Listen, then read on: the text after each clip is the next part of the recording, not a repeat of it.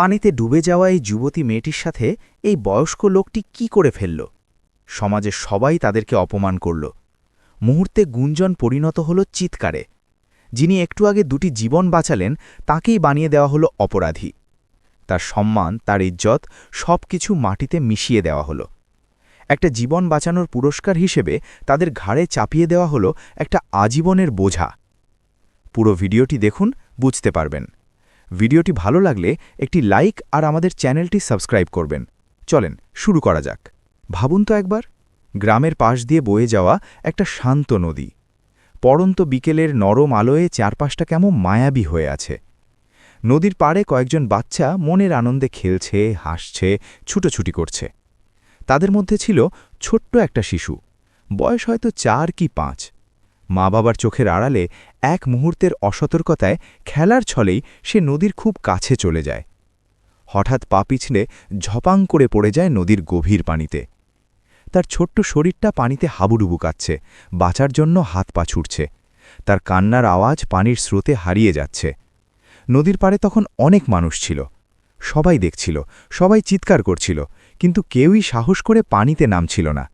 হয়তো সাঁতার জানত না, অথবা জীবনের ঝুঁকি নিতে ভয় পাচ্ছিল। প্রতিটি সেকেন্ড যেন একটা জীবন শেষ হয়ে যাওয়ার বার্তা দিচ্ছিল।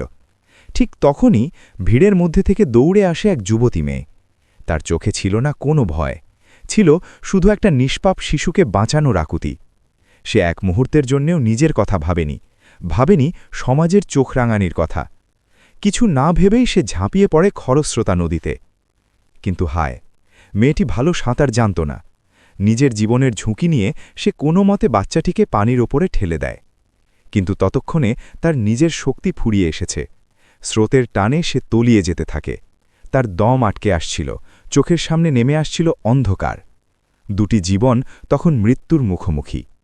ঘটনাচক্রে সেই পথ দিয়েই যাচ্ছিলেন একজন বয়স্ক লোক।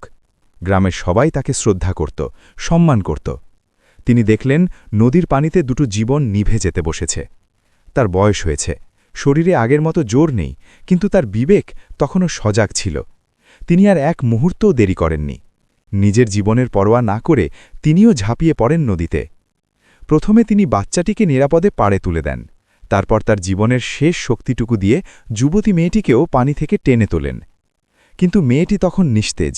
তার শরীরে কোনো সাড়া নেই, শ্বাসপ্রশ্বাস বন্ধ হয়ে গেছে। সময় দ্রুত ফুরিয়ে যাচ্ছিল। লোকটি জানতেন এখনই কিছু না করলে মেয়েটিকে আর বাঁচানো যাবে না। তিনি কোনো দিকে না তাকিয়ে, কোনো কিছু না ভেবে মেয়েটির মুখে মুখ লাগিয়ে কৃত্রিম শ্বাস দিতে শুরু করেন।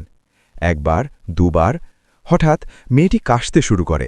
তার নিথর দেহে জীবন ফিরে আসে। কিন্তু ঠিক তখনই ঘটে আসল নাটক। এতক্ষণ যারা দাঁড়িয়ে শুধু দেখছিল, সেই এলাকার মানুষরা এসে ভিড় করে। তারা দেখল এক বয়স্ক লোক এক যুবতী মেয়ের মুখে মুখ লাগিয়ে আছে। কেউ জানতে চাইল না ঘটনাটা কি, কেউ সত্যটা শোনার চেষ্টাও করল না। তাদের চোখে যা ধরা পড়ল তারা সেটাকেই বিশ্বাস করল। ভিড়ের মধ্যে থেকে কেউ একজন চিৎকার করে উঠল, লজ্জা করে না এই বয়সে একটা জোয়ান মেয়ের সাথে এসব? মুহূর্তে গুঞ্জন পরিণত হল চিৎকারে। যিনি একটু আগে দুটি জীবন বাঁচালেন তাকেই বানিয়ে দেওয়া হলো অপরাধী।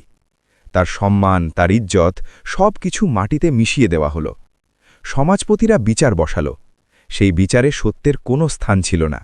তারা রায় দিল এই অনৈতিক কাজের একমাত্র শাস্তি হল বিয়ে। না মেয়েটির ইচ্ছার কোনো দাম দেওয়া হলো, না লোকটির সম্মতির কোনো প্রয়োজন মনে করা হলো।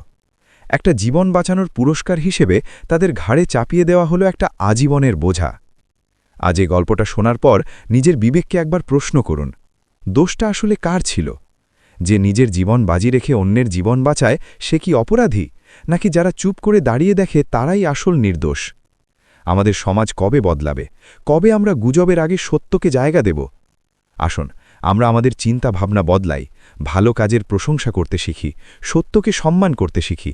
কারণ একটা সুস্থ সমাজ গড়ে তোলার দায়িত্ব আমাদের সবার। ভিডিওটি দেখার জন্য ধন্যবাদ। যদি গল্পটা আপনার হৃদয় ছুঁয়ে গিয়ে থাকে তাহলে শেয়ার করে সবার কাছে পৌঁছে দিন। আর এমন আরও ভিডিও দেখতে আমাদের চ্যানেলটি সাবস্ক্রাইব করুন।